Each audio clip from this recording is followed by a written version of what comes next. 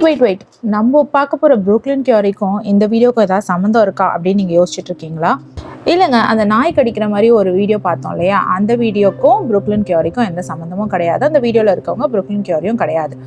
முதல்ல இந்த நாய் கடிச்ச வீடியோ பார்த்தோம் இல்லையா, இந்த லேடிக்கு என்ன ஆச்சு அப்படின்னு நீங்கள் ரொம்ப க்யூரியஸாக இருந்தீங்கன்னா, இவங்க ரொம்பவே சேஃபாக தான் இருக்காங்க. இவங்களுக்கு ஒன்றுமே ஆகலை. ஜஸ்ட் அந்த நாய் திடீர்னு இப்படி ரியாக்ட் பண்ணிருச்சேன்ற அந்த ஷாக்கில் மட்டும்தான் இருக்காங்க. வேற ஒன்றுமே அவங்களுக்கு ரியாக்ஷன் இல்லை. ஆனால் ப்ரூக்லினோட ஸ்டோரி அந்த மாதிரி கிடையாதுங்க. ப்ரூக்லின் 2020 பார்த்தீங்கன்னா அப்கமிங் மாடலாக இருந்துட்டு இருந்தாங்க. ஒரு நாள் அவங்க கசின் வீட்டுக்கு போயிருந்தப்போ அவங்களோட அப்பர் லிப்ஸை அவங்க கசினோட டாக் பிட்புல் டாக் வந்து கடிச்சு எடுத்துருச்சான். இந்த பெண்மணி கிட்ட இருந்து நம்ம கத்துக்க வேண்டிய விஷயம் என்னன்னு பாத்தீங்கன்னா, சோதனையை எப்படி சாதனையா மாத்துறதுன்னு தான். ப்ரூக்லினுக்கு அன்னைக்கு என்ன நடந்தது, இவங்க ஃபேஸ் இவ்வளோ பாதிக்கப்பட்டிருக்கு, இந்த பாதிப்பு வந்து அவங்களுக்கு சரியாச்சா இல்லையா, அவங்களோட டிரான்ஸ்ஃபர்மேஷன் எப்படி இருந்தது, அவங்களோட ஜேர்னி இந்த டைம்ல எப்படி இருந்தது அப்படின்றத விளக்குற வீடியோ தான் இது. நான் உங்க ஜமீமா ட்ரெண்டிங் நியூஸ் பத்தி அப்பப்போ உங்களுக்கு விளக்கி சொல்றது தான் என்னோட வேலை. இந்த வீடியோ உங்களுக்கு பிடிச்சதுன்னா please like, share and subscribe. வாங்க வீடியோக்குள்ள போகலாம். ப்ரூக்லின் 2020 பார்த்தீங்கன்னா ஒரு அப்கமிங் மாடலாக இருந்தாங்க. அவங்க கிட்ட சில ப்ராஜெக்ட்ஸும் இருந்தது. இது மட்டும் இல்லாமல் ஸ்கேட் போர்ட் ஸ்போர்ட்ஸில் அவங்க ஒரு வளர்ந்து வரும் நட்சத்திரமா இருந்துட்டு இருந்தாங்க. He was like hanging off of my mouth. Brooklyn நீங்கள் ரெஃபர் பண்ணுற விஷயம் எதை பற்றின்னு பார்த்தீங்கன்னா, அந்த பிட்புல் டாகை பற்றி தான். அந்த பிட்புல் டாக் பார்த்தீங்கன்னா என்னோட அப்பர் லிப்ஸை பிடிச்சி தொங்கிட்டு இருந்தது அப்படின்ற மாதிரி அவங்க சொல்கிறாங்க. இவங்க வந்து அவங்க கசின் வீட்டுக்கு போயிருக்காங்க.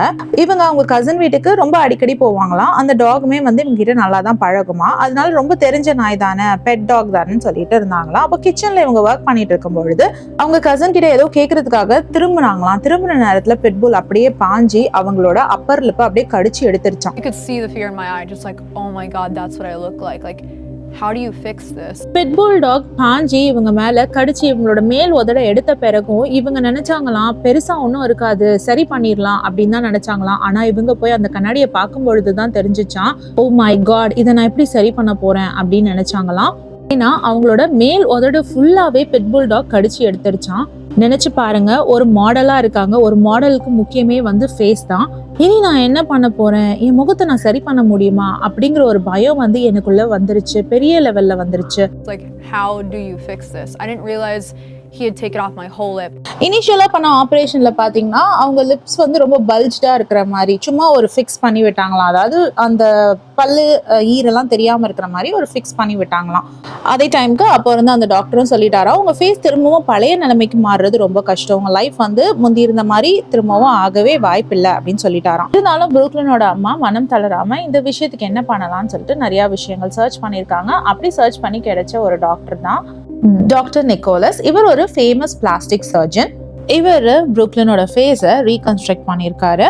இவங்களோட ஃபேஷியல் ஃப்ரேமை ஃபர்ஸ்ட் மாடலாக எடுத்துக்கிட்டு அதில் நிறைய மைன்யூட்டான ஒர்க்கை பண்ணி பார்த்துட்டு அப்புறம் இவங்க ஃபேஸ்க்கு ஏற்ற மாதிரியான ஒரு அப்பர் லிப்பை ரெடி பண்ணியிருக்காரு. அதுவும் அது சும்மா ஃபீல் பண்ண முடியாத அளவுக்கு ஒரு நார்மலான அப்பர் லிப் கிடையாது. நிஜமாவே ஒரு அப்பர் லிப்ஸ் இருந்தால் எப்படி இருக்கும், நம்மளால ஃபீல் பண்ண முடியும், அதில் முடி வளரும் இல்லையா, அந்த மாதிரியான ஒரு ஒரிஜினல் அப்பர் லிப்பை அவங்களோட ரிஸ்ட்ல இருக்கிற ஸ்கின் எடுத்து ரீகன்ஸ்ட்ரக்ட் பண்ணியிருக்காங்க.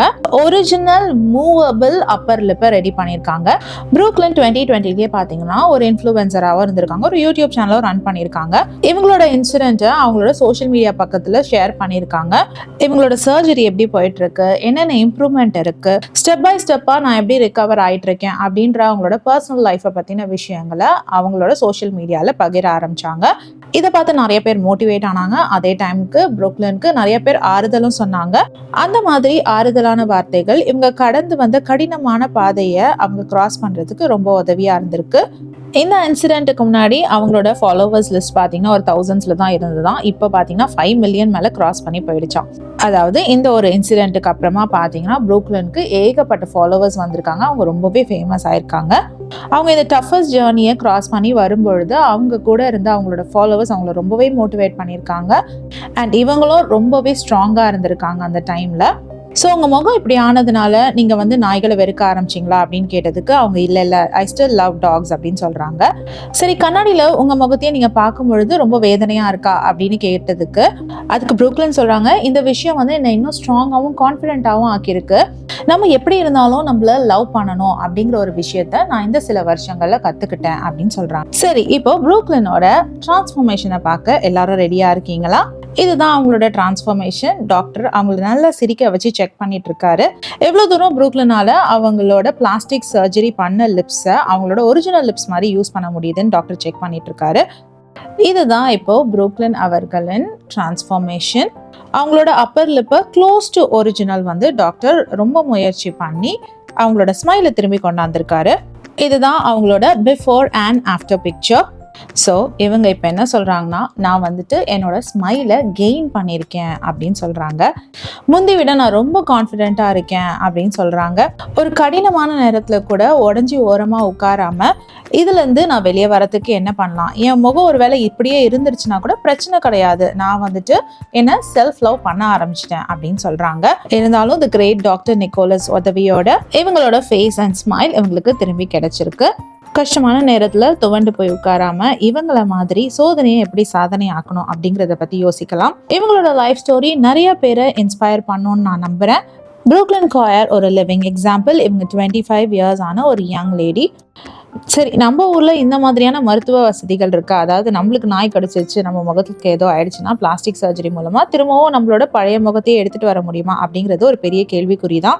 குழந்தைகளை தெருநாய் கடிச்சிருச்சு, இல்லைனா கூலி தொழிலாளி ஒருத்தரை வந்து இப்போ ரீசெண்டாக பார்த்தீங்கன்னா கோவையில் நாய் கடிச்சு அவருக்கு வந்து ரேபிஸ் வந்து அந்த நோயின் தீவிரம் அதிகமானதுனால அவரே வந்து அவரோட கழுத்தை அறுத்துக்கிட்டு செத்து போயிட்டாரு அப்படின்னு ஒரு நியூஸ் ரீசெண்டாக பார்த்தோம். அதனால கூட்டமாக எங்கேயாவது நாயை பார்த்தீங்கன்னா நீங்கள் கொஞ்சம் ஒதுங்கி போகிறது தான் பெட்டர். அது இல்லாமல் கூட ஒரு குழந்தை இருந்ததுன்னா அதை ரொம்ப சேஃபாக பார்த்துக்கோங்க. ஏன்னா இப்போ ரீசெண்ட் டேஸாக நாய்க்கடினால பல குழந்தைகள் பாதிக்கப்பட்டிருக்காங்க. இந்த விஷயத்த அங்கங்கே நம்ம ஊர்லேயே பார்த்துக்கிட்டு தான் இருக்கோம். அது மட்டும் இல்லாமல் இந்த மாதிரி தெருநாய்களை காப்பதற்கான சட்டம் வந்து நம்ம ஊரில் ரொம்ப ஸ்ட்ராங்காக இருக்கிறதுனால இதனோட எண்ணிக்கைகளும் வந்து பார்த்திங்கன்னா பழுகி பெருகிட்டு தான் இருக்குது. ஒருவேளை நம்ம ரொம்ப காஷனாக இருந்து நாய் கடிச்சிருச்சுனாலும் டாக்டர் கிட்ட போகிறதுக்கு முன்னாடி நம்ம அந்த நாய் கடிச்ச இடத்த சோப்பு போட்டு நல்லா கழுவணும்னு டாக்டர் சொல்கிறாங்க. இதனால ரேபிஸ் வராமல் தப்பிச்சிடலாமான்னு கேட்டிங்கன்னா கிடையாது. ஆனால் அந்த ரேபிஸோட வைரஸ் அதிகமாக பரவுறதை வந்து நம்ம கம்மி பண்ணலாம் அப்படின்னு சொல்கிறாங்க. ஏன்னா நாய் கடிச்ச உடனே அந்த ரேபிஸ் வைரஸ் வந்து அந்த இடத்துல நிறையா இருக்கும். சோப் போட்டு கழுவுறது மூலமாக நம்ம கொஞ்சம் வைரஸை அழிச்சிட முடியும். அதனால பரவல் வந்து கொஞ்சம் கம்மியாக இருக்கும் அப்படின்னு சொல்கிறாங்க டாக்டர்ஸ். அதுக்கு பிறகு ரேபிஸ்க்கான என்ன ட்ரீட்மெண்ட் எடுக்கணுமோ அந்த ட்ரீட்மெண்ட்டை நம்ம கண்டிப்பாக எடுத்தே ஆகணும். இல்லைனா அது நம்மளுக்கு கடுமையான விளைவுகளை கொண்டு வரும், உயிர் போக கூட வாய்ப்பு இருக்கு. நம்ம ஊர்ல டாக்டர் நிக்கோலஸ் மாதிரியான ஆட்கள் எங்க இருக்காங்கன்னு தெரியாது. அதனால ப்ரூக்லின் வாழ்க்கையில நடந்த ஒரு மாற்றம் எல்லாரோட வாழ்க்கையில நடக்குமான்னு சொல்ல முடியாது. அதனால ப்ரிவென்ஷன் இஸ் ஆல்வேஸ் பெட்டர் தென் கியூர்னு சொல்லுவாங்க. வருமுன் காப்போம். ப்ரூக்லினோட லைஃப் ஜேர்னி பத்தி உங்களோட கருத்து என்னன்னு கமெண்ட் செக்ஷன்ல சொல்லுங்க.